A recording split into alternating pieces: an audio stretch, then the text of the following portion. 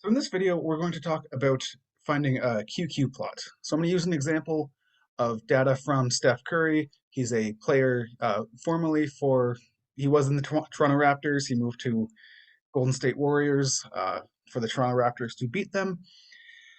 He's known for shooting three-point shots and racking up quite a few points per game. So I took a simple random sample of 6 games, by which I mean I actually just made up this data, but that's not important. We're going to pretend this data is how many points Steph Curry got out of 6 randomly sampled games of basketball.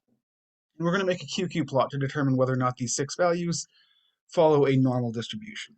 I'm going to be using the R programming language. This is not something that you need to know for this course. This is just something I'm going to use for this example. So we'll start by defining Curry as these 4 numbers. In R, if I want to see the name of something, I can just type the name of it and it will show me exactly what I assigned to it. For the purposes of a QQ plot, we actually want to sort them first. And I can do that myself, but I'm lazy and I'm going to get R2. And this is the sorted data. So when I make this QQ plot, this is actually going to be my y-axis. So there's something I'm going to say 38 is the lowest value. 2 above that is 40. 3 above that, so I'm going to go a little bit higher, is 43. Approximately the same distance there, 46. Hopefully, I'm drawing this approximately to scale so that this is a distance of 2, that's a distance of 3. And then 58 is way up here. Now, in order to figure out what I want on the x-axis, what I need to do is figure out what is the quartile, or what is the quantile of 38. 38, in terms of the sample, I want to know 38 is the 5% quantile, is it the 20% quantile? I can calculate some quantiles by hand, so like the median is going to be the middle number, which is in between 43 and 46. So the median of this data should be 44.5, but that doesn't actually help me. I need to know what is the quantile of 43, what is the quantile of 46, what is the quantile of 49. Just like with calculating the median, it doesn't matter what the actual values are, just that they are in order. It doesn't matter for all of the quantiles. So R has a function that will tell me if I tell it I have 6 values, it will tell me what those quantiles are. P points is the name of it. So the first quantile is 10%, so this 38 corresponds to the 10% quantile. 40 is the 26% sample quantile.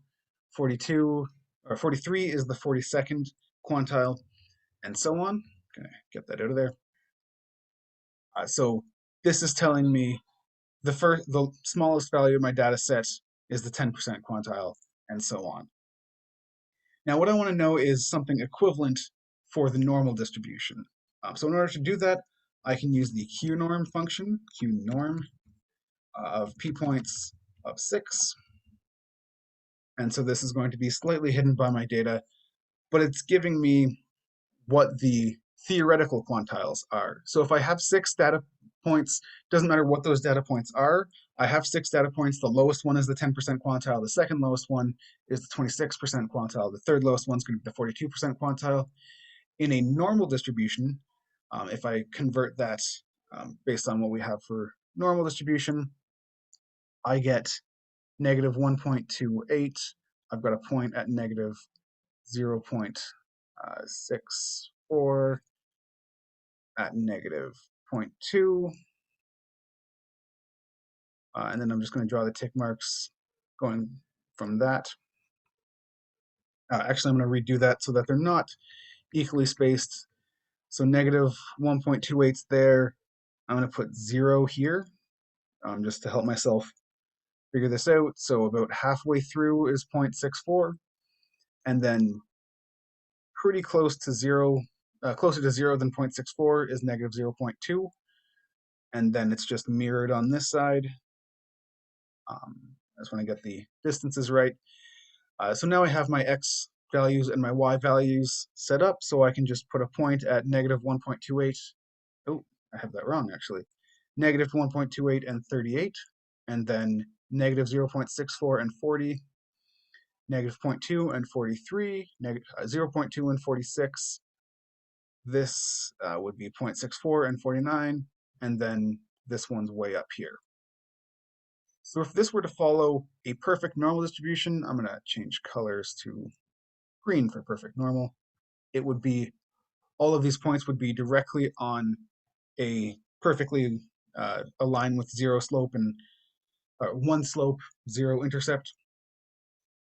But we have this problem here. We have a little bit of an outlier in this data set. And so it's not perfectly normal. With data this small, it's never going to be perfectly normal. But what could happen if instead of this value, the, yes, draw, changing the color here, just give me a second. It did not change. This value for the sixth one, oh, I'm still on eraser. Why is that?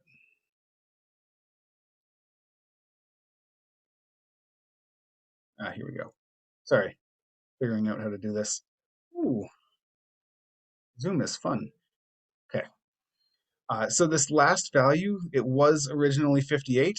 It doesn't need to be that value. It could have been anywhere from here. It could be here. It could be here. It could be here. It can only be at minimum the second largest value, since the largest value is always going to be bigger than the second largest value. So the minimum is here. You can see how the QQ plot looks different if we have something like an outlier above. Really large outliers are going to go really high. On the other side, we can have really small outliers very far in the negative direction. The quantiles on the x-axis for the normal distribution aren't going to change. So it's always going to be at negative 1.28, 64, negative 2, 2, 64, and 1.28. These are always going to be the x values. If we change these y values so that we have really small ones here and then we get really big ones up here, you can see it becomes a little bit of an S curve, or not so much an S curve, just, actually, I did this a little bit wrong. You can see if all of them change proportionally, then the line changes proportionally, and it doesn't actually change how normal it looks. If only a couple of them change, this is when we get this S curve. So if we have big outliers in the negative direction and big outliers in the positive direction, we get an S curve. If instead this point is up here and we actually don't have as much